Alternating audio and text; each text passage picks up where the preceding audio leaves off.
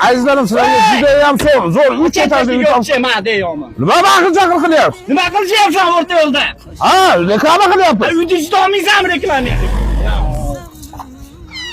Azizlarim, nima deb baqirdi? Uni g'o'zapaga tashlayotgan, uyni ichida ol dedimi? Xo'p, mana uyni ichida olamiz.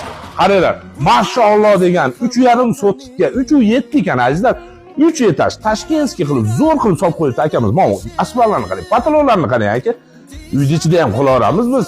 G'o'zapayasi bilan kelib yomon qo'rqitdi azizlar. Bundaqasini ko'rmaganman. Juda ham did bilan qildi, juda ham bir fayzli uy ekan azizlar. Yana qaytarib aytayapman. 3,7 sotik deyapti. Mashalloh, mana qarang azizlar. Uy bo'lsa shunaqa bo'ladi-da. Xonalari juda ham ko'p ekan azizlar.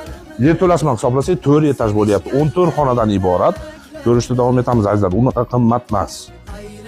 Uyimizning ichki qismlari bilan tanishib chiqamiz. Juda ham mashalloh degan uyimiz. Kirib aynakka qarab olasizlar, o'zingizlarni ko'rib olish uchun. Mana qaranglar, qo'lni qaranglar. Mana lustralar nima deyapti, shularga ham bir ketdi. Mashalloh, uy bo'lsa shunaqa bo'ladi-da.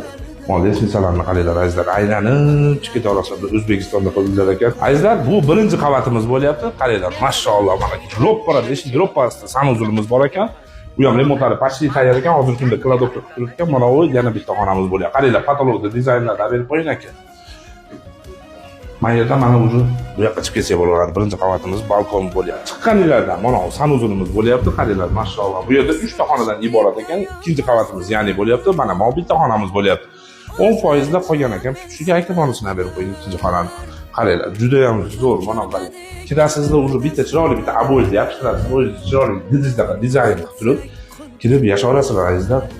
Azizlar, qaranglar, olinglar shu uyga. Mashalloh, o'zimga ham rosa yoqdi. Mana qarang, kazolarga o'xshab, yurishlar ham o'zgarib qoladigan mana bunaqa chiroyli uylarda. Hozir biz azizlarim yerto'lasiga tushib ketyapmiz, ya'ni podvaliga.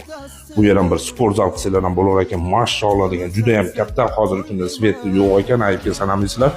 Bu yerda ham bo'lib bir 7 xona, 8 xona qilsalar bo'laveradi ekan. Bu ham uyda azizlarim aytibsizlar, 3 qavat bu uyimiz. Azizlar, bu katta qo'lga o'xshagan zalimizni ko'rdinglar, endi kelinglar. Mana yana bitta zo'r spannigi bor ekan. Hoji ota, hoji onalarga mashalloh qilingan ekan. Qaranglar, bu ham 10% da qopqa remontlari, bu yerda eng qizig'i sanuzuli ham bor ekan. Ketdik endi azizlar, buni yana bitta xoti bor, ashinadan chiqishni ko'rsataman. Aylanib yuraverasizlar ekan. Biz nari yoqdan keldik, endi bu yoqdan chiqib ketyapmiz. Mana ham sanuzul bor ekan aka. Juda ham bir sanuzullari ko'p, mashalloh.